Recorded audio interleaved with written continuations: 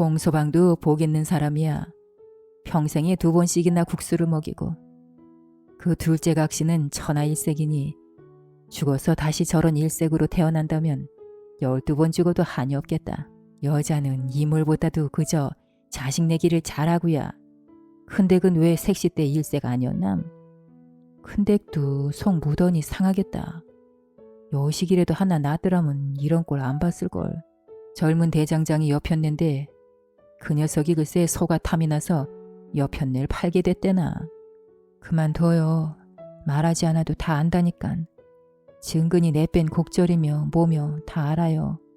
알고 있었수 동서.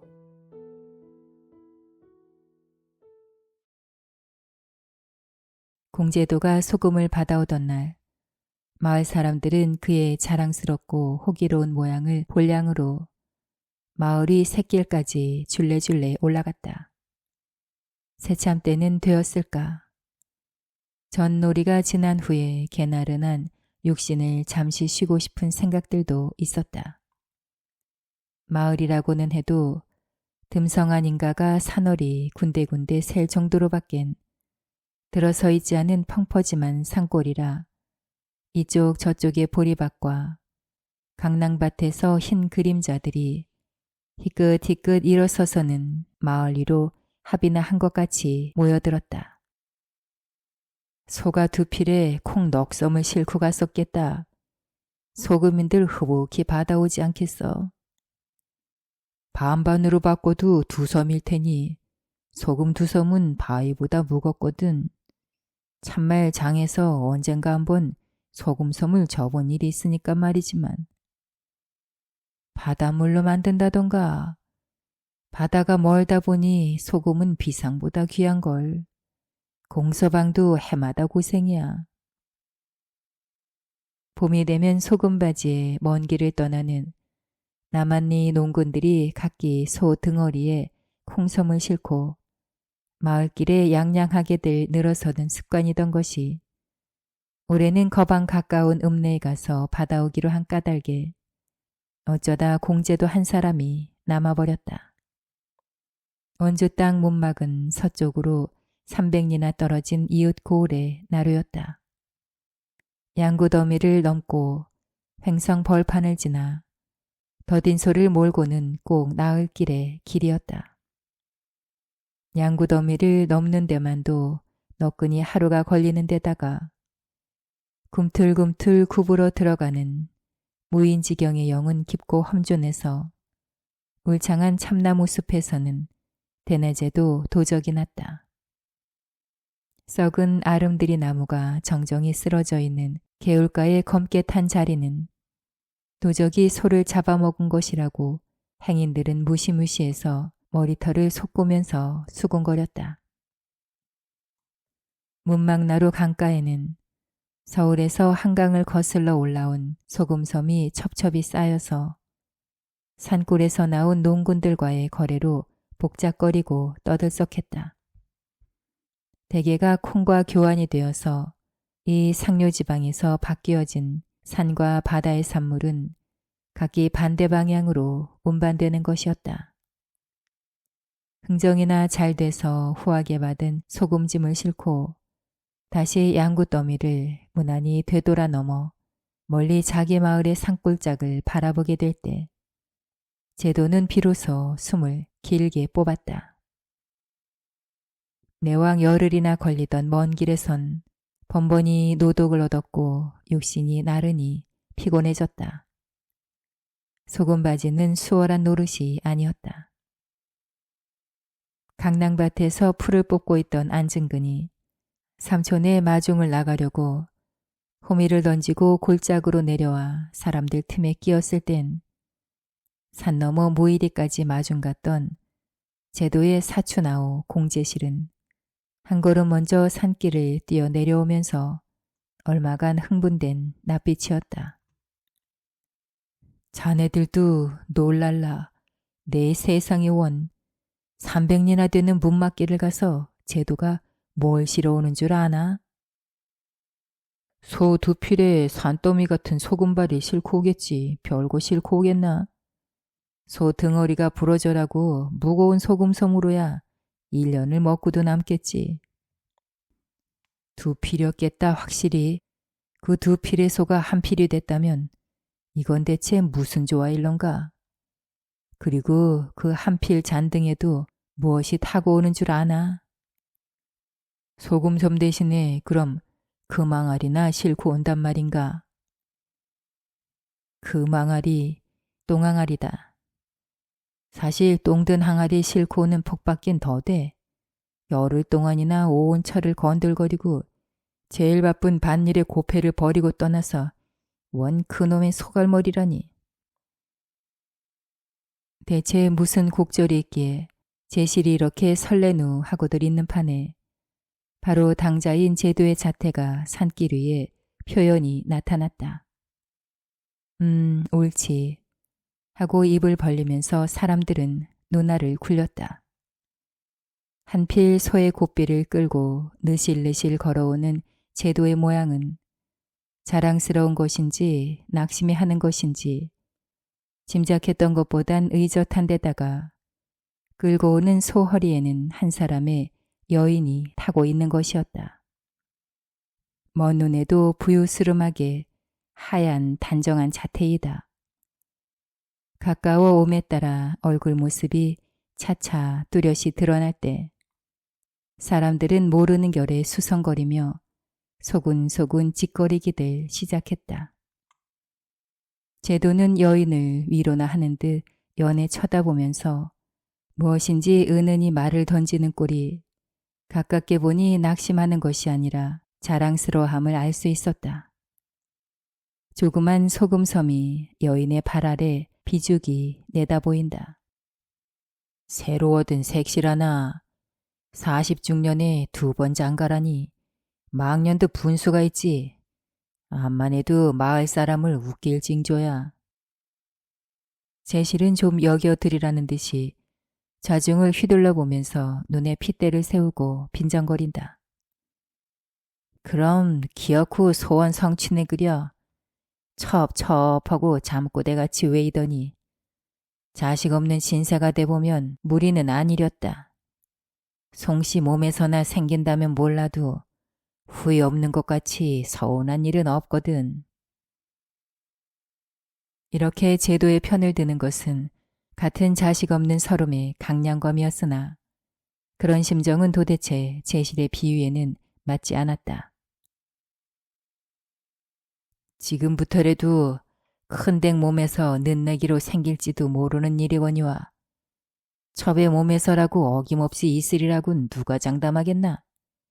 생겼댔자 그게 자라서 한몫을 볼 때까지 애비가 세상에 붙어나 있겠나. 증근히 너 삼촌댁 하나 더 생겼다고 좋은 모양이지. 너도 오랜 장가들 나이에 네 색시하고 젊은 삼촌댁하고 까딱하면 바꿔잡을라. 삼촌댁이고 쥐뿌리고 내 손 어떻게 된 거야? 남의 황소를 끌고 가더니 지져먹은 셈인가? 씨름으로는 면내에서 증근을 당하는 사람이 없었다. 단오날 창말에서 열리는 대회선 해마다 상에서 빠지는 적이 없었고 지난해에는 황소 한 마리를 탔다고 이름이 군내에 떨쳤다. 그 황소를 빌려가지고 떠날 때 애골복걸하던 삼촌이 지금 터무니없이 맨손으로 돌아오는 것이다. 황소와 색시와 바꿨단 말인가? 그러는 법이 그게 어떤 황소인데 나와 동무하고 나와 잠자고 내가 타고 하던 걸 갖다가 지금 어디서 내 생각하고 있을꼬. 이런 말버릇이라니. 삼촌댁을 그렇게 소홀히 여기면 용서가 없어. 속아다 뭐게. 씨름에서 이기면 또 얻을걸. 사내 자식이 언제면 지각이 들고. 핀잔을 받고 증근은 쑥 들어갈 수밖에 없었으나 삼촌이 사람들과 지껄지껄 하고 있는 동안 슬며시 소잔등에 눈을 보냈다가 구슬같이 맑은 색시 행동에 그만 마음이 회양해지면서 눈이 숙어졌다. 저렇게 젊은 색시가 왜 삼촌댁이 되는구 생각하니 이상스러운 느낌에 공연히 마음이 송송거려져서 이게 여간한 일이 아니구나. 얼른 삼촌댁에도 일러주지 않으면 하고 총중을 빠져나와 단걸음에 집으로 달려갔다. 뒤안 배틀에서 배를 짜고 있던 삼촌댁 송씨는 곡절을 듣고 뜨끔에 놀라는 눈치더니 금시 범연한 태도로 조카 증근을 넌지시 내려다보았다. 삼촌은 입버릇같이 언제나 나를 둘쏘둘쏘하고 욕주더니 그의 계집을 데리고 왔구나. 내가 둘쏜지 삼촌이 병신인지 네 알야만 나도 자식을 원하는 마음이야 삼촌에게 지겠니. 아무리 속을 태워도 삼신알미가 종시 원을 들어주지 않는구나. 첩의 몸에서 자식이나 생기는 날이면 난 이 집을 하직하는 날이야. 앞대 여자는 인물도 좋다는데. 그렇게 고운 여자도 세상에 있나 싶어 달같이 힘을 건 게. 어디 보구나 올까 마중 안 나왔다고 또 삼촌께 책을 듣기 전에. 한숨을 지으면서 송씨가 틀에서 내려 앞들까지 나섰을 때 골방에서 삼을 삼고 앉았던 늙은 시모는 무슨 일이냐고 입을 벙긋벙긋했다. 귀도 안 들리고 말도 못 받는 노망한 노파는 안타까워서 손만 휘휘 내저었다. 눈길을 걸어 내려오는 행렬을 보고 송씨는 휴양한 느낌에 눈이 숙어졌다. 소를 탄 색시의 자태는 사람들 위로 우뚝 솟아서 높고 그 발 아래편에 남편과 마을 사람들이 줄레줄레 달려서 누구나가 슬금슬금 색시의 모양을 우러러 보는 것이었다. 소목에 단 방울소리가 떨렁떨렁 울리는 속으로 사람들의 말소리가 지껄지껄 들리는 것이 흡사 잔치집 행렬이었다. 내 혼례 때도 저렇게 야단스럽지 못했겠다. 눈을 감고 가마를 텄을 뿐이지 저렇게 야단스럽진 못했겠다. 송씨가 그런 생각에 잠겨 있을 때 증근은 또 제 생각에 잠겨 내가 씨름해서 황소를 타가지고 돌아올 때도 저렇게 야단스러웠던가. 마을의 젊은 축들이 뒤에서 떠들썩하고 따라왔을 뿐이지 저렇게 의젓하지는 못했던 것 같다고 작년 일을 생각하고 있었다. 따뜻한 볕을 잠뿍 받으면서 흔들흔들 가까워오는 색시의 자태를 바로 눈앞에 바라보았을 때 그것이 꿈이 아니고 짜장 생시의 이름을 깨달으면서 송씨는 아찔해짐을 느꼈다. 이튿날은 잔치라고 마을의 여자란 여자는 죄다 제도의 집에 모여들었다. 인가가 듬성한 마을 어느 구석에 사람이 그렇게도 흔하게 박혔던지 마당과 부엌과 방에 그득 넘쳤다. 급하게 차리느라고 대단한 잔치도 아니었으나 그래도 국숫그릇과 떡조각에 기뻐들 하면서 사내들은 탁주잔에 거나해지며 각시의 평론으로 왁자지껄했다. 송씨는 어제 날의 놀람과 탄식은 씻어버린 듯 범상한 낯으로 부지런히 서둘렀다. 큰 댁 앞에서 새 각시의 인물을 한정없이 출 수도 없어서 여자들은 기연미연한 말솜씨로 그 자리를 얼버무려 넘겼다. 저녁 무렵은 되어 외양간에 집과 명석을 펴고 신방이 차려질 때까지도 돌아갈 생각도 안 하고 외양간 빈지 틈으로 첫날 밤의 풍습을 엿볼 양으로 누나를 굶실굶실 굴리며들 설렜다. 소의 본성을 본받아 잘 낳고 잘 늘라는 뜻이기는 했지만 그 당돌한 첫날 밤의 풍습에 색시는 얼굴을 붉히며 서슴거리는 것을 여자들은 부끄럽게 못 부끄러워서 소같이 튼튼한 아들을 낳아서 송씨 일문의 대를 이어야만 장한 일인데 라고 우기며 외양간 안으로 밀어 넣는 것이다.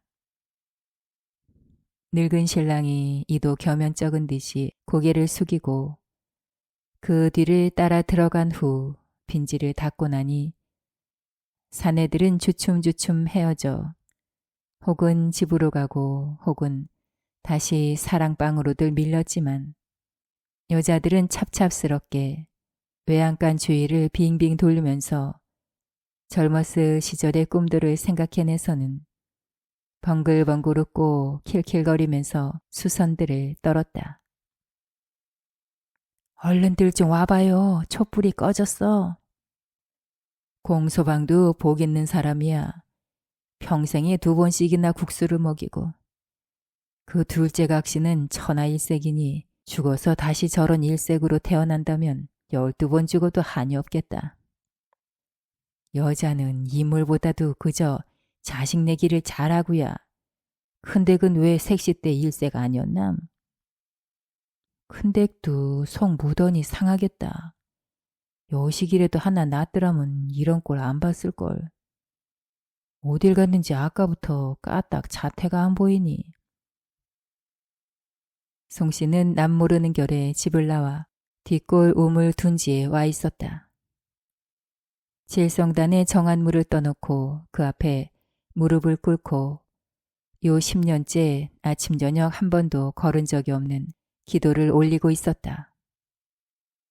눈을 감고 합장하고 정성을 다해 치성을 내리는 단정한 얼굴이 어둠 속에 희끄물에 솟아 보인다. 아침이나 저녁이나 이 자리에 무릎 꿇고 합장하고 삼신님께 비웃는 건 한 톨의 씨를 이 몸에 줍소사고 인자하신 삼신님께 무릎 꿇고 합장하고 아침이나 저녁이나 웅얼웅얼 외는 목소리는 산속에 울리는 법도 없이 샘을 둘러싸고 있는 키 높은 갈대밭으로 꺼져 들어가면서 그 소리에 화하는 것은 얕은 도랑물 소리뿐이었다. 집안의 요란한 인기척도 밭 건너편에 멀고 금시 어둠 속에 삼신의 자태가 뚜렷이 나타날 듯 또한 고요한 골짜기였다. 사시나무와 자작나무 잎새도 오늘 밤만은 살랑거리지도 않는다. 오늘은 혼인날에 요란히 기뻐하는 속에 내 마음 한층 쓰라리고 어지럽사오니 가엾은 이 내 몸에도 여자의 자랑을 줍사 공가에 내 핏줄을 전하게 합도록 하옵소서. 삼신님께 한결같이 모았던 손을 풀고 손바닥을 비비면서 조용조용 일어섰다가는 엎드리면서 단앞에 절을 한다. 항아리 속에 준비했던 백날의 콩알을 한 개 한 개씩 세면서 100번의 절을 시작했다. 일어섰다가는 엎드리고 일어섰다가는 엎드리고 하는 그 피곤을 모르는 가벼운 거동이 점점 짙어지는 어둠 속에 사라지고 나중에는 산신령의 속삭임과도 같은 웅얼웅얼하는 군소리만이 아련히 남았다. 외양간의 첫날 밤의 거동보다도 한층 엄숙한 밤 경영이었다. 이렇게 남몰래 마음을 봐수는 것은 송씨 한 사람뿐이 아니라 제도의 종제 제실과 그의 아들 현씨도 잔칫집 뒤 설거지를 대충 마치고 산밭 하나 사이에 둔 자기들 집으로 돌아왔을 때 처음으로 조용히 자기들의 처지를 돌보게 되었다. 꼴이 다 틀린 걸 이렇게 될 줄은 몰랐다. 제실은 한숨과 함께 중얼거리면서 일뜨기 놈은 자는가 하고 아랫방을 내려다보고 어린 외아들이 때 아닌 잔치 등살에 피곤해 잠들어 있는 것을 보고는 다시 아내에게로 고개를 돌렸다. 이리야 될 대로 됐지. 철없는 외자식을 양자로 죽은 뭘 믿군 살아간단 말이오. 또 덜 된 소리. 누가 주고 싶어서 주나. 이 살림 꼬락서니를 생각해보면 알 일이지. 제실의 심보라는 것은 일대기를 큰 집에 양자로 들여보내서 대를 잇게 하고 그 덕에 어려운 살림살이를 고쳐보자는 것이었다. 북은 일대의 전토와 살림을 독차지하다시피 해서 제도가 마을에서 1등 가는 등급인데 비기면 근근 집 한 채밖에는 지니지 못하고 몇 자리 형의 밭을 소작해서 지내가는 제실의 처지는 고달프기 짝이 없는 것이었다. 당초부터 그렇게 고달팠던 것이 아니라 조부 때의 분재를 받아 두 대째 온전히 지켜오던 가산을 제실은 한때의 허랑한 마음으로 읍내에서 노름의 정신을 팔고 창말에서 장사를 하느라 흥청거리다가 미천을 털어버린 것이었다. 다시 형 앞에 나타날 면목조차 없었으나 목숨이 원수라 몇 자리의 밭을 얻어 생애를 다시 고쳐 시작하는 수밖에는 없었다. 마음을 갈아 넣었다고는 해도 어려운 살림에 시달리느라니 심사가 흐려지는 때도 많아서 형에게 후손 없는 것을 기회 잡아 외아들 일득을 종가로 들여보낼 계획이었던 것이다. 형도 당초엔 그 요량으로 있었던 것이 웬 바람인지 알 수가 없어. 이 인물에 반했는지 원. 소 한 필과 바꿨다니 소금 대신 계집을 사온 셈이지. 젊은 대장장이 여편네인데 그 녀석이 글쎄 소가 탐이 나서 여편네를 팔게 됐대나. 뭐요? 소와 여편네를 바꾸다니. 계집도 계집이지 아무리 살기가 어렵기로 원 세상에 별일도 다마노. 후일 시비가 있을까 해서 사내가 쪽지를 다 써줬다니까 정말로 거짓말도 없어. 대장장이 옆했네라도 앞대 여자 인물이 놀랐거든. 녀석 지금쯤은 필연코 후회가 나렸다. 술색시가 아니래도 핏줄만 이으면 그만이야 그만이겠지. 양자를 들이긴 제발 싫다고 하던 판에. 그래 이 집 꼴은 뭐람. 일득일 준다고 해도 아래 윗집에서 영영 못 보게 될 처지도 아니고. 내년 봄엔 창말 사숙에나 읍내 학교에도 넣어야 될 텐데. 에이 일 다 틀렸지. 평생 남의 밭이나 붙이면서 헤어날 재주가 있나. 제실이 밤새는 줄을 모르고 궁리해보아야 할 일 없는 노릇. 제도의 속심은 처음부터 뻔한 것이었다. 큰댁 몸에선 벌써부터 그런 줄을 알고 첩의 몸에서라도 자식을 얻어보겠다고 벼르던 것이 이번 거사로 나타났던 것이다. 만약에 혈통이 끊어지는 일이 있다면 선조에 대해서 다시 없는 죄를 짓는 셈이 되는 까닭이었다. 조부에 대해 어딘지 북종 땅에서 이 산골로 옮아왔을 때도 아무것도 가지지 못한 맨주먹에 족보 한 권만을 신주같이 위에 가지고 있었다. 족보의 계도에 의하면 공문일가는 근원을 멀리 중국 창평 땅에 두고 만고의 성인을 그 선조로 받들고 있다고 기록되어 있었다. 기록한 옛 성인의 후손이라는 바람에 마을 사람의 공경과 우대를 한 몸에 모으고 부지런히 골작과 산허리의 땅을 일구기 시작한 것이 자수 성공으로 당대에 수십 일가리의 밭과 여러 섬지기의 논을 장만하고 부근 일대의 산가지를 손안에 잡아 마을에서는 1등가는 건홍이 되었다. 한번 일군 가사는 좀처럼 흔들리지 않아서 두 아들을 낳고 이 고을에서 3대째 제도에 대해 이르게 되매 집안은 더욱 굳어졌다. 불미한 제실만이 두 대째 잘 이어온 재산을 선친이 없어진 것을 기회로 순식간에 탕진해버리는 것을 종형 제도는 아픈 마음으로 바라보고 있었다. 아니나 다를까. 제실이 알몸으로 마을에 돌아왔을 때는 전토는 벌써 남의 손에 들어간 후였다. 비위 좋게 외아들의 양자 봉양을 궁리해 왔으나 제도는 처음부터 마음이 당기지 않았다. 3대나 걸려 알뜰히 장만한 토지를 길이길이 다스려 가려면 아무래도 제 핏줄이 필요하다고 생각하고 있었다. 자기 한 몸이 없어진 후 행여나 재산이 다른 사람 손으로 넘어가게 되어 선조의 무덤을 돌보는 자손도 없이 그 제사를 게을리하게 된다면 사람의 자식된 몸으로서 그보다 죄스러운 일은 없다고 생각하고 있었다. 일정한 땅에 목숨을 받고 그곳을 다스리게 되면 그것을 다음 때에 물려주자는 뜻이라는 걸 굳게 믿고 있었다.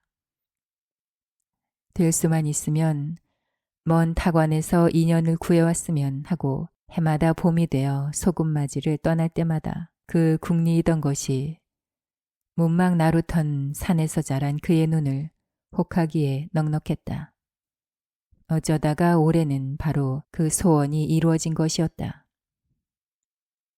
혼례가 지나 며칠이 되니 새색시는 집일이 익어서 서름서름해 하는 법도 없이 부지런히 일을 거들었다. 부엌에서 큰뎃과 나란히 서서 심상하게 짓거리며 거짓말같이 화목해하는 모양을 남편 제도는 만족스럽게 바라보았다. 시모와 남편을 섬김에 조금도 소홀이 없도록 하려고 하는 조심성스러운 마음씨도 그를 기쁘게 하기에 넉넉했다. 누가 부르기 시작했는지 원주집이라고 불리게 되어서 이 칭호는 마을 사람들에게 일종 그리운 느낌을 주었다. 원주는 근방에서는 제일 개화한 읍이었다. 문명의 찌꺼기가 원주집을 통해 이 궁벽한 두매까지 튀어온 것이다. 원주집은 세수를 할 때 팥가루 대신 비누라는 것을 썼고 동그란 갑에 든 향내나는 분가루는 창말 장에서 파는 매화분 따위는 아니었다. 무명지에는 가느다란 쇠반지를 꼈고 시모의 눈이 닿지 않는 곳에 숨어서는 뒤안 같은 데서 흰 권련을 태웠다. 옆 저밖에는 모르는 마을 사람들에게 그 향기는 견딜 수 없이 좋아서 사랑의 머슴을 살고 있는 박동이는 증근을 축혀서는 그 하얀 권련 한 개를 제발 빌곤 했다. 제도의 누이의 아들 안증근은 30쯤 되는 산 너머 마을에 출가했던 누이가 죽은 후 남편마저 그 뒤를 쫓아 떠나게 되니 의지가 없는 신세에 하는 수 없이 삼촌의 집에 몸을 붙이게 되었다. 가까운 혈육이기는 하나 성이 다른 조카를 내 자식으로 들일 의사는 없었으나 송씨가 물을 찌워 기른 보람이 있어 어느 결혼지 늠름한 장정으로 자라서 머슴과 함께 밭일을 할 때는 어른 한 몫을 넉넉히 보았다. 안씨 문중에 몇 대 조이든지 조상의 산속에서 범을 만나 등허리에 발톱 자국을 받았을 뿐 맹수의 허리를 안아서 넘어뜨린 장골이 있었다는 이야기를 어릴 때부터 들어온 증근은 자기도 그 장골의 피를 받았거니 하고 팔을 걷어 힘을 꼬누어 보곤 했다. 어릴 때부터 이고은 송씨를 백모라고 부르긴 당연하고 자연스러웠으나 생판 초면인 젊은 원주집을 향해서는 쑥스러운 생각이 먼저 들면서 아무리 해도 같은 말이 입으로 나오지 않을 뿐더러 자기의 황소와 바꿔왔다는 생각을 하면 화가 나는 때조차 있었다.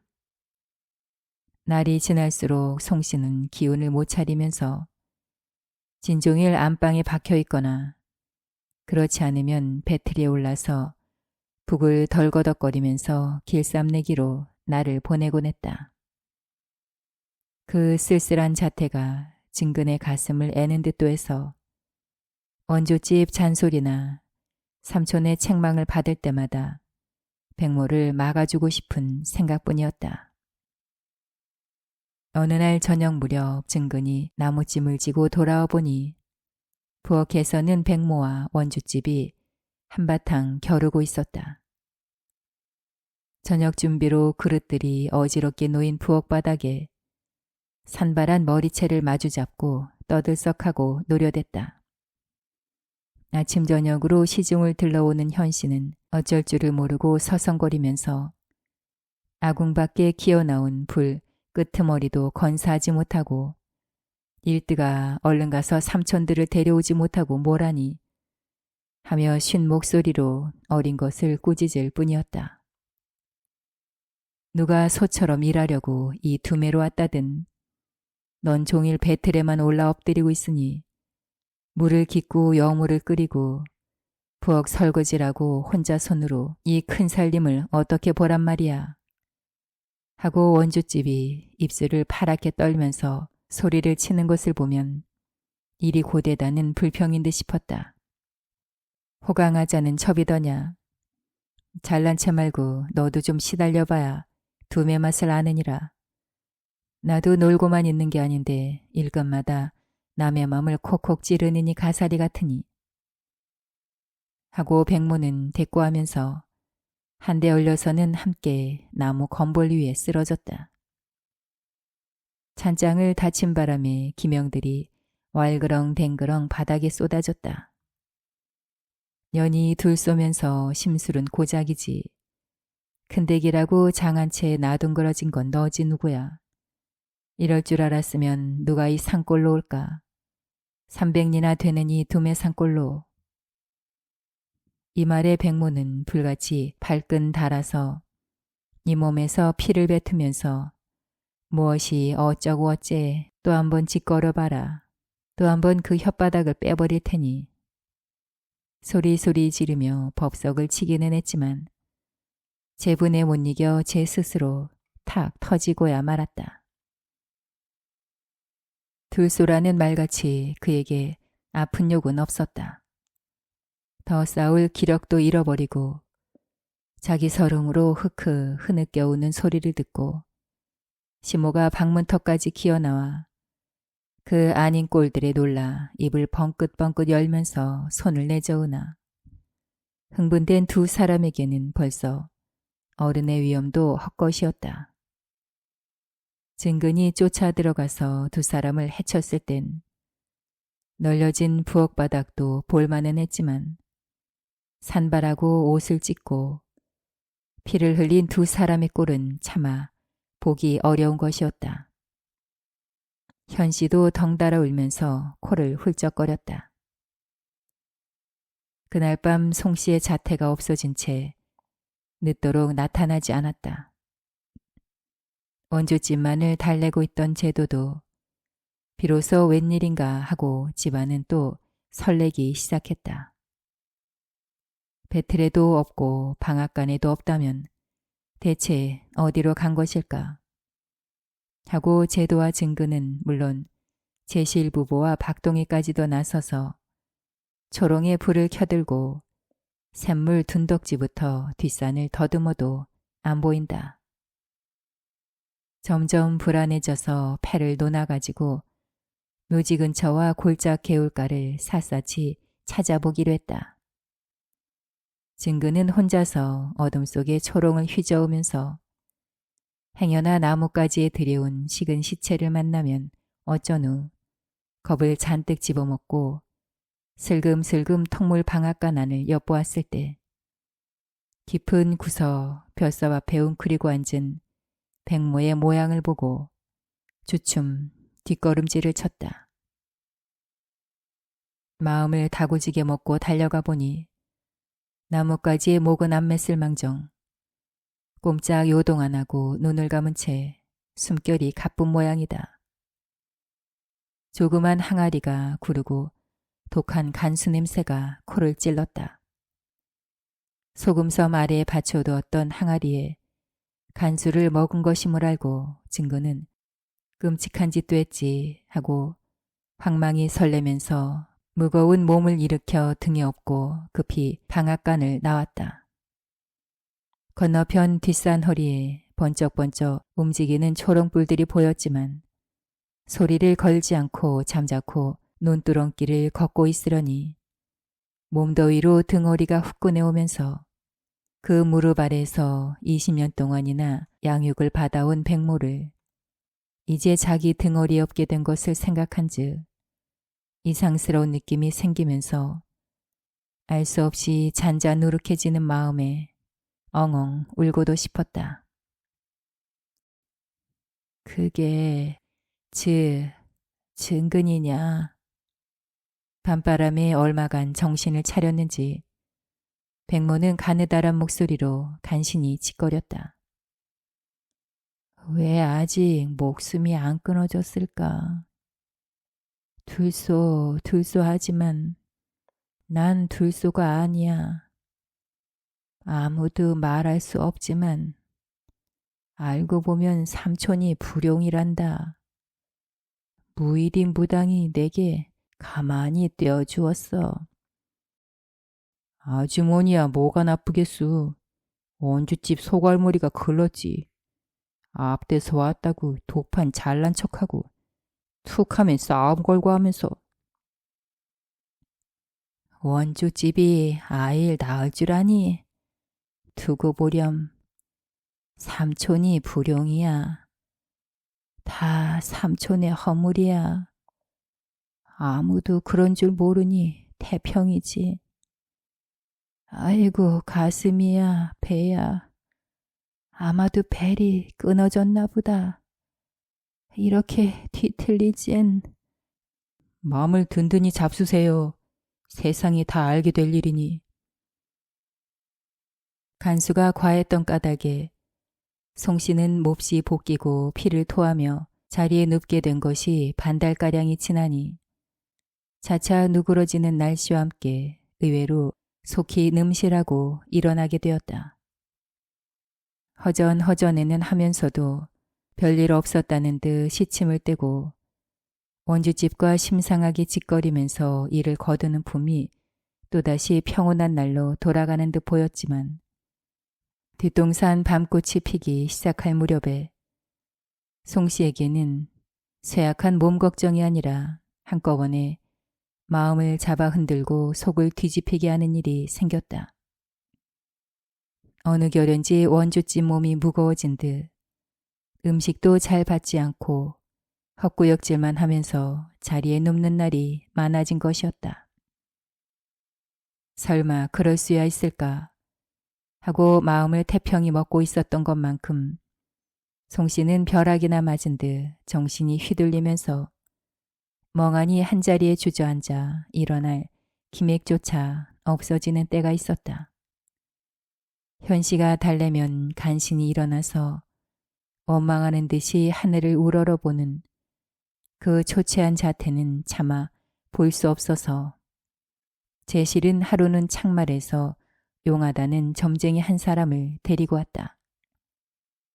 반백이 된 수염을 들여온 판수는 정한 상위에 동전을 굴리고 산주가지를 놓고 하면서 음성을 판단하고 사주를 풀어 기룡을 점쳤다.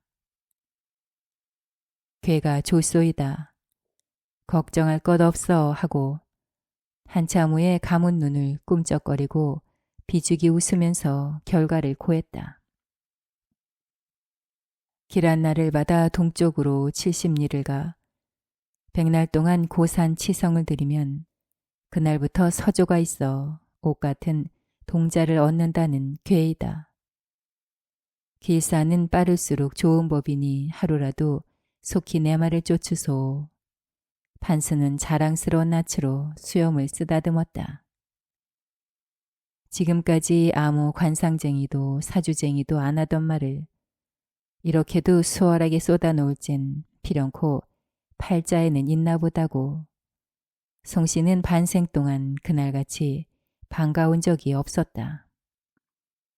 판수의 한마디로 순간에 병도 다 떨어진 듯 기운이 나면서 기쁜 판에 정성을 다해 판수를 대접했다. 돈 10량과 쌀 한 마를 짊어지고 판수는 벙글벙글 하는 낯으로 제실에게 끌려 창말로 돌아갔다. 뜻밖의 길보에 남편인 제도도 반가운 듯 여러 가지로 길 떠날 준비를 거둔다. 택한 날에는 외양간의 거동도 치룬 후 기쁜 낯으로 아내를 떠나보냈다. 동쪽으로 70리를 간 곳엔 이름난 오대산이 있고 그 중어리에 유명한 월정사가 있었다. 석 달치 양식에다 기명과 오벌까지도 소등에 싣고 증근은 기쁘게 백모를 동무에 떠났다.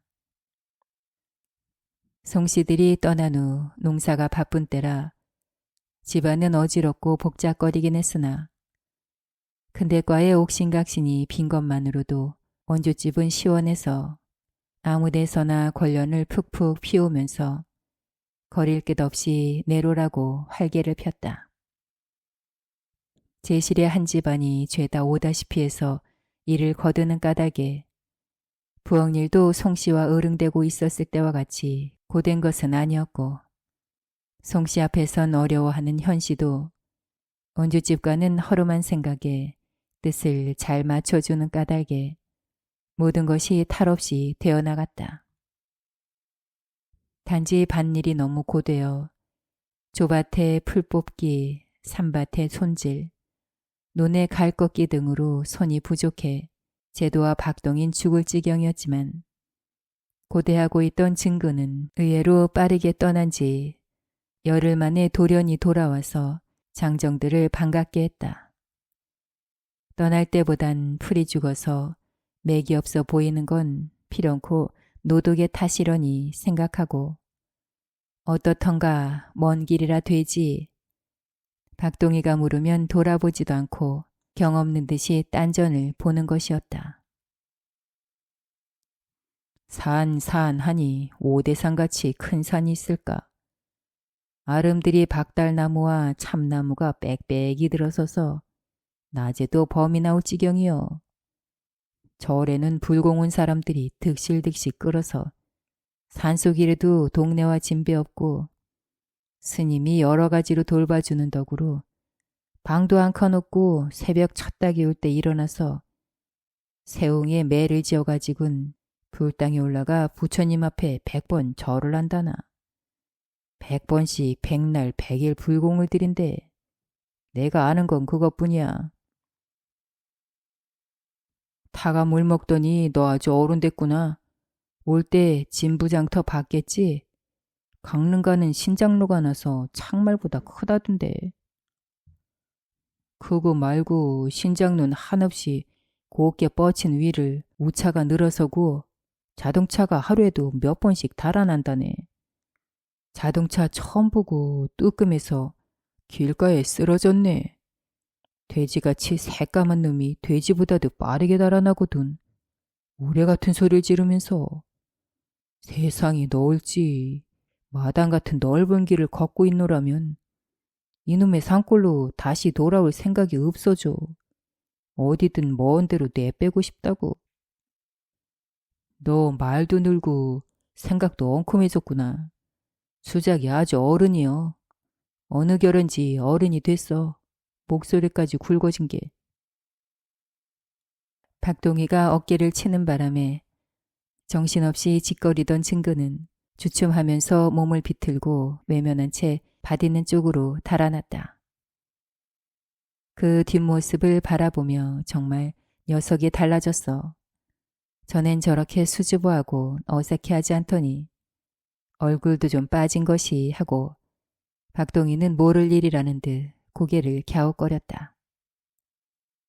단오절도 올해는 증근에겐 그다지 신명나는 것이 아니어서 억지로 끌려나가 씨름을 해도 해마다 판판이 지우던 적수에게 보기 좋게 넘어가 황소를 타기는커녕 신다리에 멍까지 들었다. 박동희는 그 꼴이 보기 딱해서 제 무릎을 치면서 저런 놈의 꼬막신이 봐라. 정신이 번쩍 나게 좀 때려줄까 보다 하고 홧김에 벌떡 일어서기까지 했다.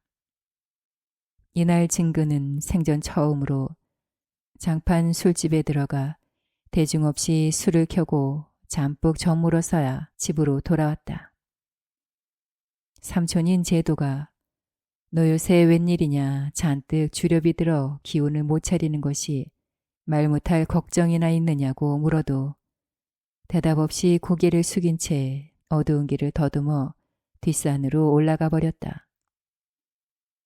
밤새도록 돌아오지 않더니 이튿날 낮쯤은 돼서 햇게만한 노루새끼 한 마리를 가슴에 부둥켜 안고 너슬너슬 내려왔다.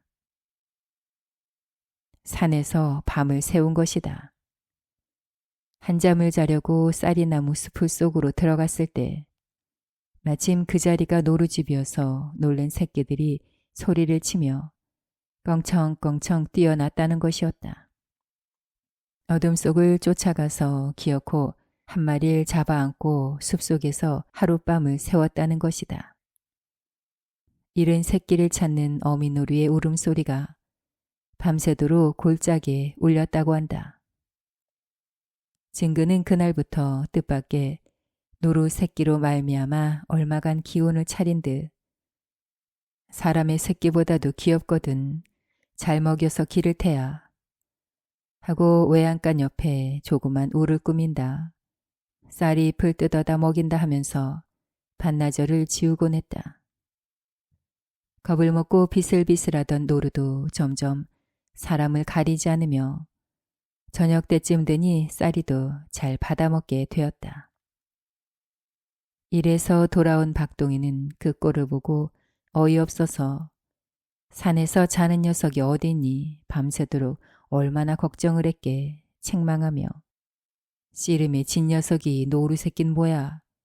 노루보단 소를 타오지 못하고 이까지 노루 새끼를 뭐에다 쓰게. 짐승을 다쳤다간 그냥 두지 않을 테다. 니까짓게 10번 죽었다 나봐라. 이렇게 귀엽게 태어나나. 분이보다도 귀여우냐. 가을엔 잔치를 지내고 임서방 사위가 될 녀석이 언제까지나 그렇게 지각 없는 짓만 할 테냐. 분이 얼굴 넌 아직 똑똑히 못 보았겠지. 여름 되면 저 건너산에 딸길 따라갈 테니 밭일랑에 숨었다가 가만히 여겨보렴.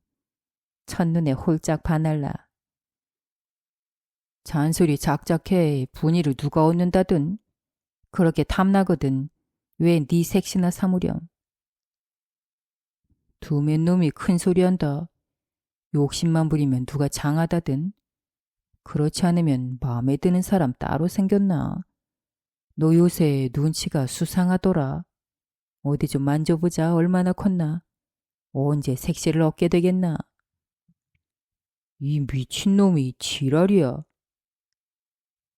박동희가 대설대설 웃으면서 희롱삼아 손을 벌리고 달려드니 증거는 얼굴이 새빨개져서 뒤로 물러서면서 금세 울상이 되었다. 망신 주면 이놈 너 죽일 테다.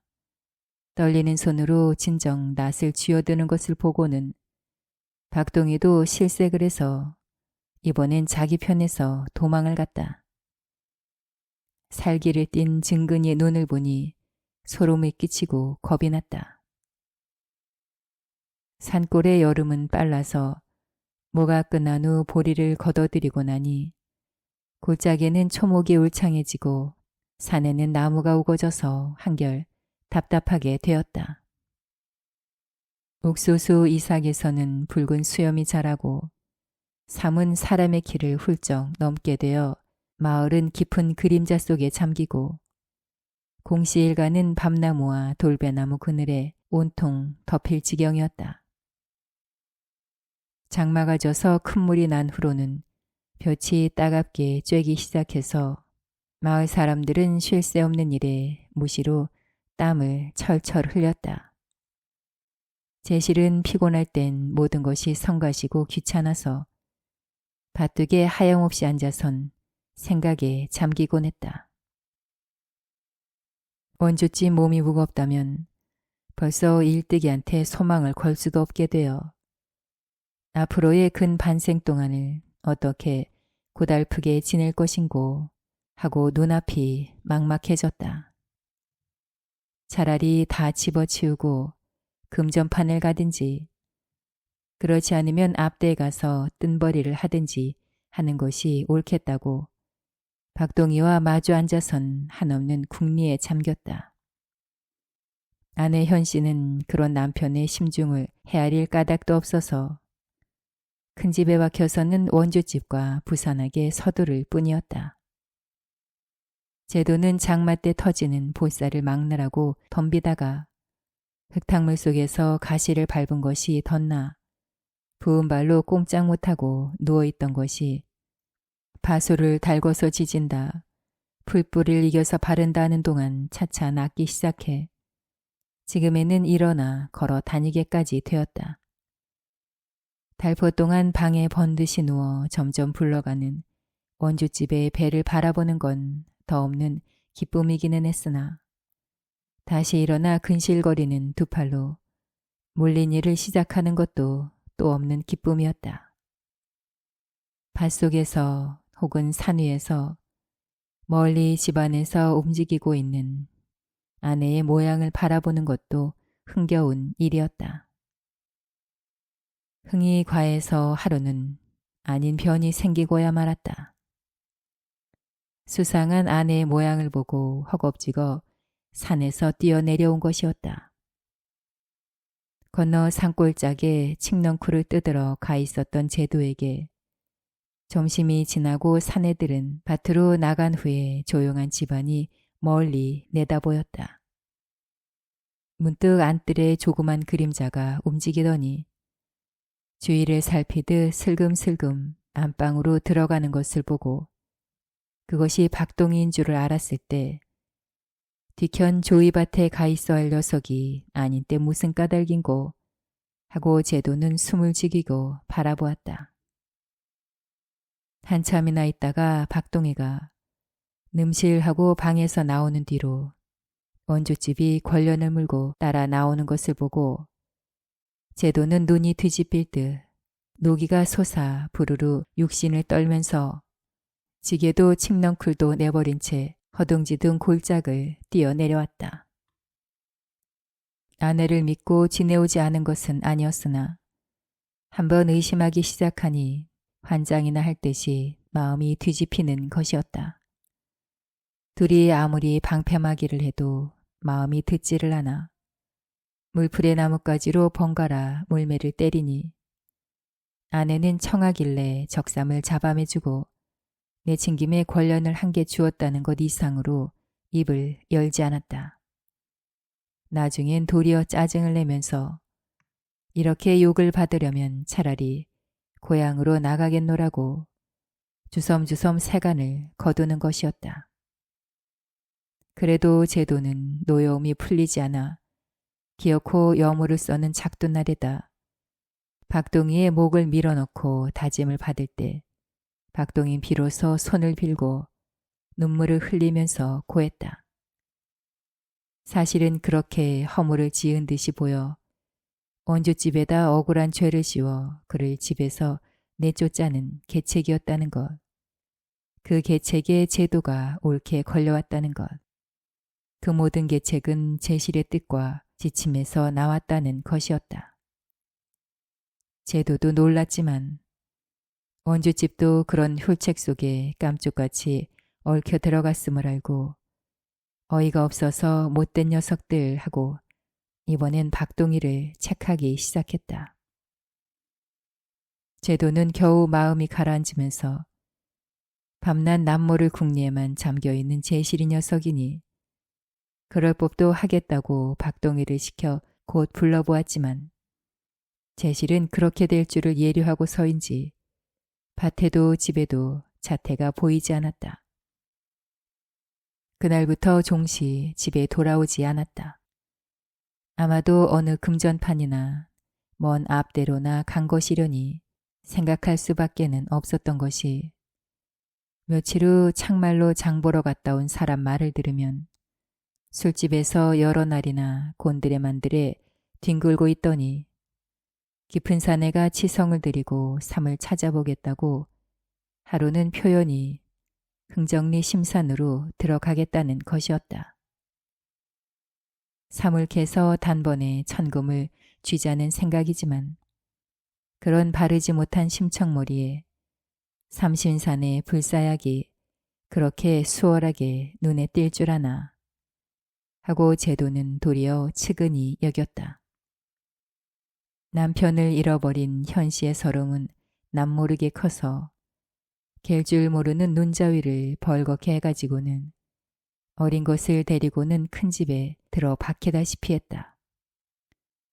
박동희는 제실의 입바람에 당치 않은 짓을 했던 것이 겸연쩍어 이도 여러 날 동안이나 창마를 빙빙 돌며 돌아오지 않는 것을 왕사는 왕사로 하고 바쁠 때 그대로 둘 수만도 없다고 제도가 손수 데려온 까닭에 다시 사랑해서 거처하게 되었다. 이 의외의 변에 누구보다도 놀라고 겁을 먹은 것은 증근이었다. 삼촌이 박동희의 목을 자르겠다고 작둔날 아래에 놓고 금시 발로 밟으려던 순간을 생각만 해도 몸서리가 처지고 무릎이 떨렸다. 일상 때에 용하기만 하던 삼촌이 그렇게 담차고 무서운 사람이었던가 싶었다. 견디기 어려운 무더운 날 백낮이면 나무그늘에 쉬면서 흡사 제실이 하던 것과 같이 하염없이 생각에 잠기곤 했다. 한층 마음이 서글프게 된 것은 하루아침 우리 속에 기르던 노루가 달아났습니다. 길이 들었다고만 여기고 우리 빈지를 빠끔히 열어놓은 것이 마당 앞을 어정되는 줄만 알았더니 어느 결인지 뒷산으로 날쌔게 달아나 버린 것이었다. 우라가 나서 일도 잡히지 않는 동안에 더위도 가고 여름도 지났을 때 월정사에서 송씨가 돌아왔다. 100일 불공의 효험이 있어 석 달이나 되는 무거운 몸으로 나타났다. 증근은 반가운지 두려운지 가슴이 떨리기만 하는 바람에 이날부터 산에서 어두워진 다음에야 내려왔다. 원한을 품고 돌아온 송씨의 소문이 마을에 자자해지자 사람들은 창말 판쇠공을 신기하게 여기고 금시의 아들복을 누리게 된 제도의 팔자를 부러워했다. 아들 없음을 누가 하날까? 창말 판수에게 점치면 그만인 것을 하고 여자들은 찌꺼렸다. 제도는 지금 같아서는 세상에 더 부러운 것이 없어 얼굴에 웃음을 머금고 사람들의 말시답을 하기에 겨를이 없었다. 마당 앞에 서서 터 아래로 골짜까지 뻗친 전토. 전토를 바라보면서 자자손손이 그를 잘 다스려 먼 후세까지 일가가 번창해 조상의 이름을 날릴 것을 생각하면 지금 눈을 감아도 한이 없을 듯 싶었다. 다시 시작된 두 아내의 옥신각신을 말리기는 남편으로서 두통거리였지만 큰 기쁨 앞에서 그것도 대단한 일은 아니었다. 작은 집이 거만하게 배짱을 부리면 큰 집도 질 사람이 어디 있냐는 듯 펀등펀등 게으름을 부리면서 앙알거리는 두 사람의 자태를 차라리 대견한 낯으로 바라보는 때도 있었다. 그의 가을은 예년에 없는 풍년이 들어 추수는 어느 때보다도 흡족했다. 마당에는 볕단과 조이단의 낫가리가 덤덤히 누른 산을 이루었고 뒤죽간에는 잡곡이 그득 재어졌다. 낮이 굵은 콩도 여러 섬이 되어 내년 봄 소금바지에도 흔하게 싣고 갈 수 있을 것이다. 밤 대추의 과실도 제사에 쓰고도 나무리만치 뜯어들였고 현씨는 마을 여자들과 날마다 먼 산에 가서는 서리 맞은 머루, 달에, 돌배에다 동백을 몇 광 줄이고 따왔다. 집안에는 그 열매 냄새와 함께 잘 익은 오곡 냄새가 후끈후끈 풍기고 두 사람의 아내는 부를 대로 부른 배에 진종일 머루를 먹었다. 반년 동안 신고한 덕이라고는 해도 배를 두드리며 지낼 한가한 겨울이 온 것을 생각할 때 제도는 몸을 흡옷이 적셔주는 행복감에 마음이 개나른해짐을 느꼈다. 이 가장 행복스러울 때 불행도 왔다. 그 불행이 오려고 그때까지 행복이 준비되어 있었던 건지도 모른다. 어이없는 커다란 불행이 제도에게는 그렇게밖에 여겨지지 않았다. 안온하던 마음이 뒤집힐 듯 번져지면서 한 몸의 불운을 통곡하고 싶었다. 밭에서 남은 조이단을 묶고 있을 때 뒷산에 참새 무는 소리가 요란히 나면서 진근히 숨이 가쁘게 뛰어와서 전하는 말이 웬 타간 놈 같은 난모를 사내가 와서 원주집과 호락호락 말을 걸고 있다는 것이었다. 그것이 지 아내를 찾으러 문막에서 온 대장장일 줄이야 꿈에나 알았으랴. 마당으로 내려와 행장을 한 그 젊은 사내를 물끄러미 바라보는 동안에 제도의 안색은 푸르게 질리면서 입까지 더듬어졌다. 당신도 놀라겠지만 철을 찾으러 왔소이다. 공연한 짓을 하고 얼마나 뉘우쳤는지. 동네를 안대준 까닭에 여길 찾노라 큰 고생을 했소. 문막 떠난 지가 한 달 넘었는데 군내를 구석구석 모조리 들칠 수밖에 있어야죠. 지금 새삼스럽게 그게 무슨 소린가. 사람들 보고 있는 속에서 작정한 일이 아닌가. 소와 사람을 바꾸다니 그럴 때가 세상에 어디 있겠소. 사람들한테 내가 얼마나 욕을 먹고 조롱을 받았는지. 소는 그 뒤에 얼마 안가 죽었고 값을 치러드리죠. 장만해 가지고 왔으니. 쪽지는 무엇 때문에 썼나 지장까지 도드라지게 찍고 여기 다 있어. 재판소에 가도 누가 옳은가 뻔한 일이야. 그땐 여편네와 싸우느라 내가 환장했어요. 바른 정신으로야 누가 지장을 찍겠소. 지금 와서 될 말인가. 반년 동안이나 한 집에서 같이 산 사람을 인제 와서. 아무래도 데려가야겠어요. 우리끼리 정하기 어려우면 여편네더러 정하라고 그러죠. 데려가든지 여기 있든지.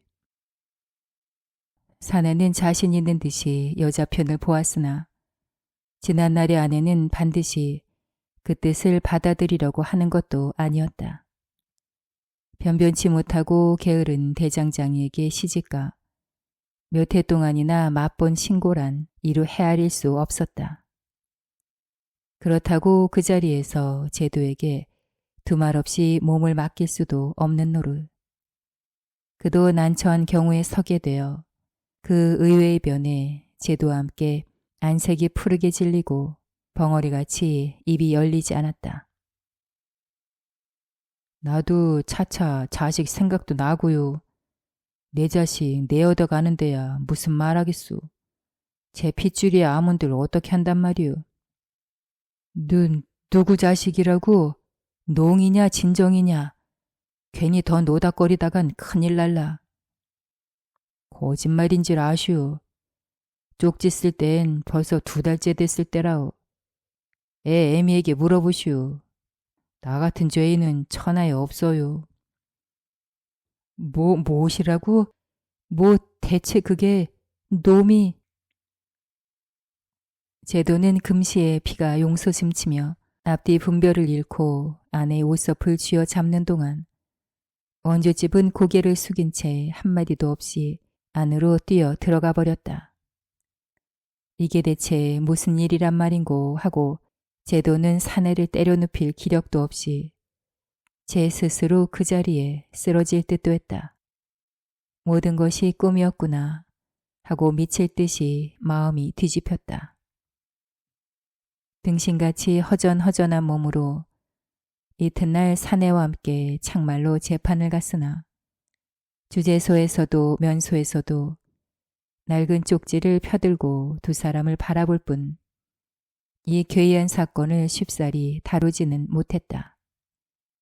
한 사람의 아내를 누구에게 돌려보냄이 옳을지 바른 재판을 하기가 어려웠다. 고개를 갸웃거리면서 반나절을 궁리해도 좋은 판결이 안 나서 두 사람은 실망할 뿐이었다. 급작히 결말이 나지 않을 듯함을 알고 대장장이는 창말에 숙사를 정하고 날마다 조르러 오기 시작했다. 제도는 기운을 못 차리고 살고 있는 성 싶지도 않았다. 송 씨에게만 희망을 걸기로 하고 아내는 단념한다고 해도 한번 맺어진 원조집과의 인연을 끊기는 몸을 애는 것보다도 아픈 일이었다. 원조집도 같은 느낌, 같은 생각이었으나 자식의 권리를 주장하는 전 남편에 대한 의리도 있고 해서 한숨만 짓고 있는 동안 사내 위협이 날로 급해짐에 어쩌는 수 없어 잠시 몸을 풀 때까지 창말에서 사내와 함께 지내기로 했다. 방 한 칸을 빌려서 궁색한 대로 조그만 살림을 차리게 되었다. 아내의 뜻이라면 하는 수 없는 노릇이라고 제도는 잠자코 있는 수밖엔 없었으나 저러다 몸이 나쁜 후엔 그대로 눌러 술장수를 하지 않나 두고 보게 사내도 벌써 고향으로 나가기가 싫다고 창말에 눌러있을 작정이 모양인데 하고들 사람들이 수군거리는 것을 듣고는 치가 떨려서 견딜 수 없었다. 원조집이 창말로 떠나는 날 그래도 그동안 정이 든 현씨는 작별의 눈물을 흘리고 박동희도 논뚝까지 나오면서 왜 이리 사람 일이 변하는고 싶어 눈시울이 뜨거워졌다. 삽시간에 일어난 변화를 생각하고 제도는 세상 일 알 수 없다고 스며드는 가을바람에 목이 메어졌다. 흡족한 추수도 넓은 전토도 지금엔 그다지 마음을 즐겁히는 것이 못 되었다. 빈 방에 앉으니 장부답지 못하게 눈물이 솟았다. 그러나 그것으로 부족한 듯 제도에게는 참으로 가을바람은 살을 애는 듯 모질었고 몸과 마음을 한꺼번에 쓸어 눕힐 날이 기다리고 있었다. 내 몸의 서글픔을 깨닫고 견딜 수 없는 쓰라림에 통곡하게 될 날이 기다리고 있었다. 원조집이 간 후 집안이 쓸쓸하고 손도 부족해진 탓으로 제도는 증근에게 봄부터 말이 있던 임서방의 딸 분이를 짝지어 주려고 했으나 증근은 고집스럽게 사절하면서 종시 말을 안 듣는 것이었다. 겨울 동안 매 사냥도 하고 창해로 꿩이나 족제비를 잡아서 농사보다 사냥으로 살아가는 임서방은 고달픈 살림살이에서 한 사람이라도 좋으니 얼른 식구를 떨어버렸으면 하는 생각으로 함속에는 단벌의 치마 저고리까지 준비해 주어 잔칫날만 기다리고 있었던 것이 증근의 고집스러운 반대를 알고 적지 않게 당황했다. 분이가 낭망해서 딴짓이나 하지 않을까 괜한 걱정까지 얻어가지고 아내와 마주 앉으면 밤낮으로 그 얘기뿐이었다. 증근이만큼 장골이고 민첩하고 무슨 일을 시키든지 한 몫을 옳게 보는 총각은 마을에는 없었다. 왜 싫단 말이냐, 네 주제엔 과하다. 바느질은 물론 길쌈으로도 마을에서 분의를 당하는 처녀가 없는데 제도도 임서방에게 말을 주었던 터에 좀 황당해서 조카를 책망해도 증근은 여전히 쇠기에 경일 끼었다. 밤에 사랑에 아무도 놀러오는 사람이 없고 박동희와 단둘이 마주 앉아서 새끼를 꿀 때 증근은 문득 손을 쉬고는 제실 아저씨는 지금 어디가 있을까? 동삼 한 풀이만 캐면 그 한 대로 돈벼락을 맞으렸다. 나도 아무데나 가봤으면 마당같이 넓은 신장로가 그립구나.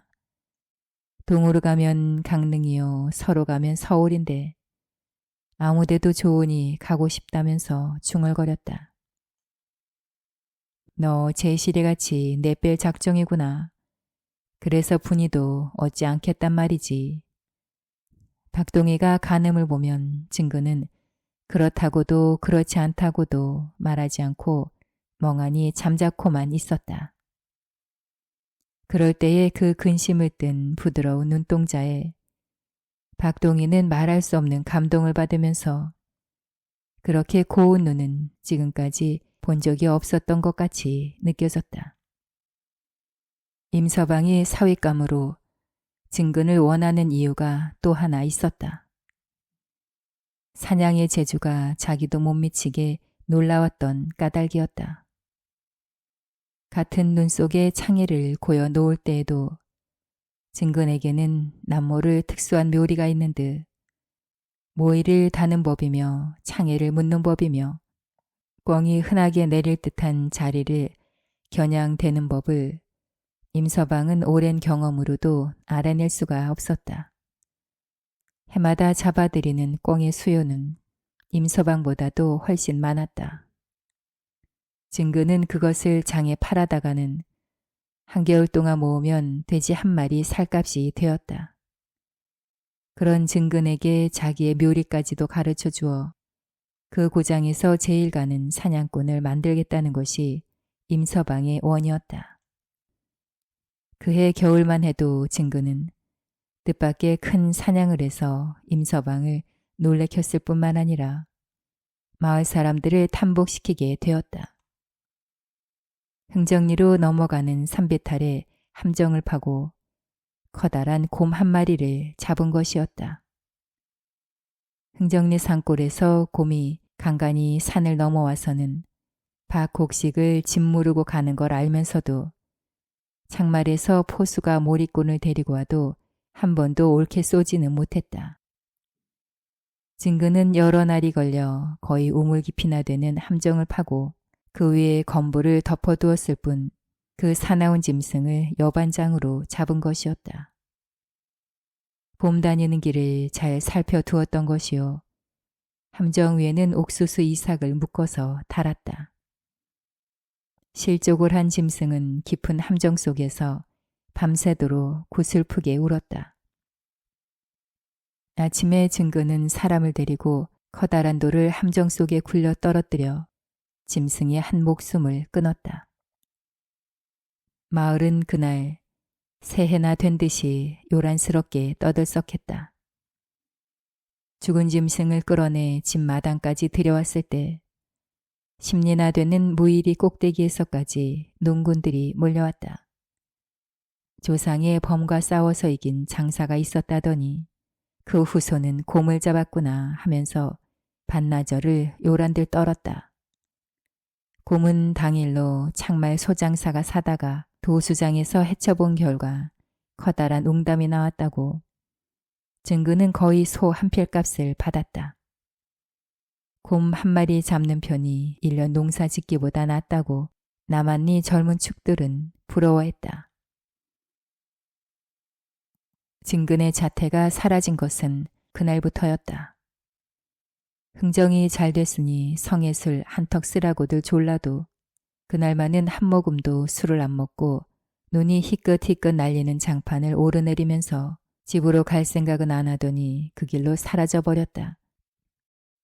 여러 날이 지나도 돌아오지 않았다. 기어코 내뺐구나. 신장로 나서 필연코 강릉이나 서울로 갔으렸다. 박동희는 마치 기다리고 있던 당연한 일이 온 것 같이 별반 놀라지도 않고 맥이 없어 보였다. 오랫동안 궁리하고 있었던 계획이요. 그 때문에 이것저것 준비하고 있는 눈치도 박동희는 대강 눈치채고 있었다. 곰을 잡아서 노자를 만든 것이 좋은 기회가 되었을 뿐이다. 곰을 못 잡았다면 아마도 꿩 사냥이 끝날 때까지 기다렸을 것이다. 박동희는 사랑에서의 가지가지 이야기와 눈치를 생각해내면서 그렇다고는 해도 어릴 때부터 정들어온 마을을 왜 이제 와서야 버리지 않으면 안 되었을까? 남모르는 사정이 있으련만 거기에 대해선 까딱 한마디도 못 들었음이 한처럼 여겨졌다. 송 씨는 방 안에 누운 채로 증근의 실종에 대해서 한마디도 말이 없었다. 남편이 사연을 말하면서 무엇을 걱정하고 무엇이 불만이고 무엇 때문에 집이 싫어졌는지 도대체 알 수가 없다고 의심쩍어 할 때도 송 씨는 얼굴빛도 동요하지 않고 묵묵히 벽 쪽으로 돌아 눕더니 괴로운 듯 신음하면서 옷소매에 얼굴을 묻어버렸다. 오대산에서 돌아왔을 때부터 그렇게 경없어하고 수심이 있어 보였는데 알 수 없는 일이야. 혹시나 눈치채지 못했느냐고 나다보니 곱씹어 말하는 것이 귀찮은지 송 씨는 벌떡 자리를 차고 일어나서는 일도 없는데 부엌으로 나가버렸다. 그런 아내의 거동조차 알 수 없는 것이어서 제기랄 집안이 모두 이렇게 화를 내고 틀어지니 다 내 죄란 말인가 하고 쟤도 자신까지 화를 내는 것이었다. 겨울도 마저가 그 애가 저물려 할 때 원조집은 창말 한 새방에서 여식을 낳았다. 제도는 그다지 감동도 보이진 않았으나 그래도 산모의 수고를 생각하고는 쌀과 미역을 지고가 위로하기를 잊지 않았다. 변변치 못한 대장장이는 별반 벌이도 없이 허송세월 하느라고 나날의 양식조차 걱정되어 제도에 베푸는 것을 사양하려고도 하지 않았다. 이 꼴이다간 짜장 이제 술 장사나 하는 수밖에 없으렸다 하고 제도는 원주집 신세가 가여워졌다. 이제는 벌써 큰 댁의 몸 밖에는 희망을 걸 데가 없었다. 뭐니 해도 조강지처만이 나를 저버리지 않는구나 하고 느지막이 깨닫게 되었으나 그 깨달음조차 자기를 저버릴 줄이야 어찌 알았으랴.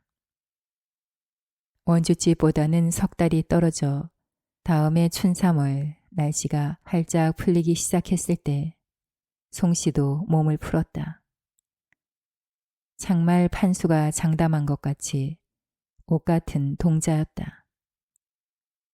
이날 제도는 아랫마을 강령감집에서 남소가 새끼를 낳는다는 바람에 불려가 있었다. 이해 소금바지에는 그 집 소를 빌려갈 작정이었다. 박동희가 달려와서 고하는 바람에 소를 돌볼 겨를도 없이 집으로 뛰어갔다. 햇볕이 짜링짜링 쪼이는 처참 때는 되었을 때 갓난의 목소리라고는 할 수 없는 굵은 울음소리가 마당 안에 가득히 넘쳐 흘렀다. 모이를 쪼던 수탉들이 시뻘건 맨드라미를 고추 세우고 그 울음소리에 귀를 기울이는 듯 또한 정경이었다. 대강 손익음이 있는 현씨가 산모 옆에서 몽실몽실한 발가둥이를 기저귀에 받아내는 한편 부엌에서는 노망한 늙은 어머니가 벙글벙글 웃으면서 서투른 솜씨로 불을 떼며 미역국을 끓이고 있었다. 중년을 지나서의 초산인지라 아내는 정신을 잃은 듯이 집단 위에 나른히 누워 있었지만 현씨 말에 의하면 초산인 푼수로는 비교적 수월해서 모체에는 별 탈이 없다는 것이었다. 아이가 이렇게 크고야 잘 익은 박덩이 한 개의 무게는 되니 현씨의 말에 제도는 저절로 얼굴이 벌어졌다. 나비보다 10고 윗길이다. 동네에서 제일 가는 장골이 되렸다.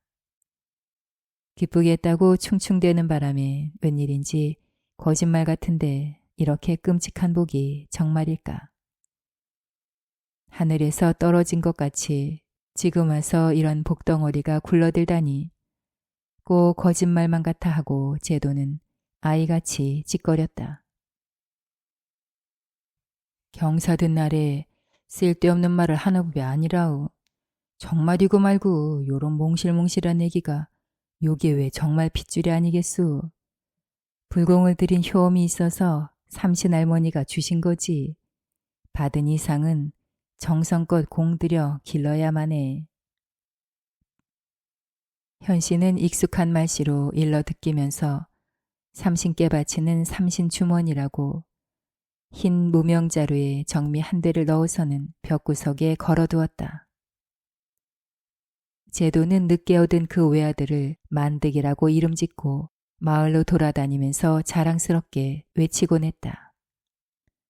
강령감들의 지시로 하루는 사랑의 사람들을 청하고 등남턱을 차렸다.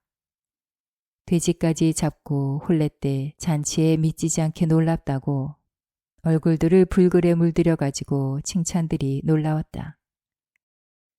글줄이나 읽은 축들은 적선지가의 필요 여경, 즉 착한 일을 많이 한 집에는 반드시 경사가 있다 라고 외면서 칭송을 하면 제도는 마음이 흡족해서 앞으로는 경사도 덜어는 있어야 할 때라고 독판 착한 사람인 양 스스로 느껴졌다. 그러나 그런 기쁨도 삽시간에 꺼지고 무서운 날이 닥쳐왔다.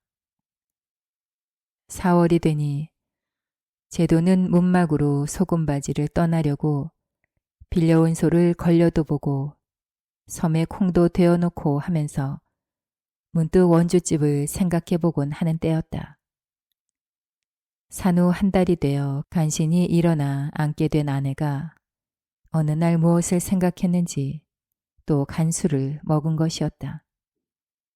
일상 때에 늘 걱정스러워하던 태도와 두 번째의 그 과격한 거동으로 제도는 비로소 심상찮은 아내의 괴로움을 살피고 문득 무서운 고비에 생각이 이르렀다.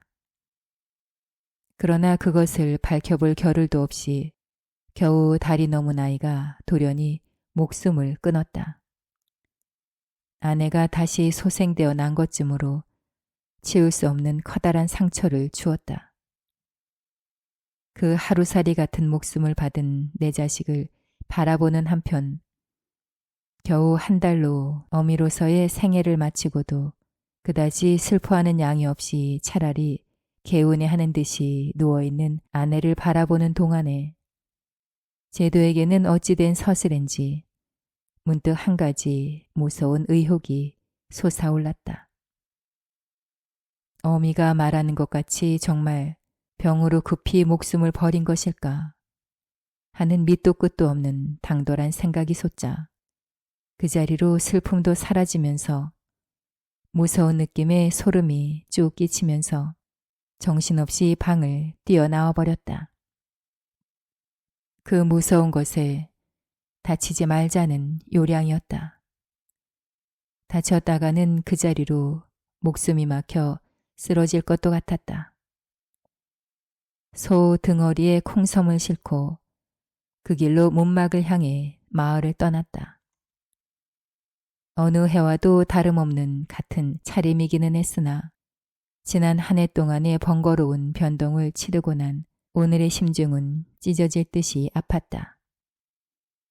한시도 참고 있을 수가 없는 까닭에 길을 또 떠난 것이다.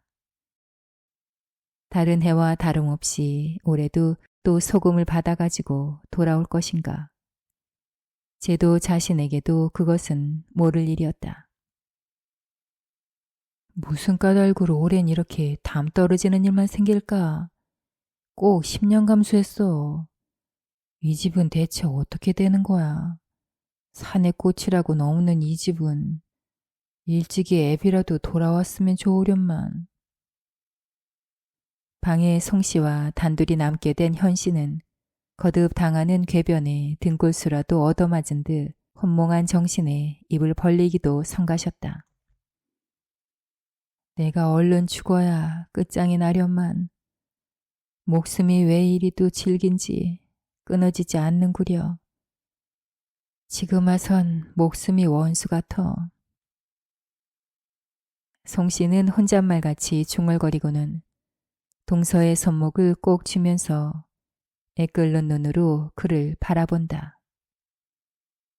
우리끼리니 말이지만 동서, 세상에 나같이 악독한 년은 없다오.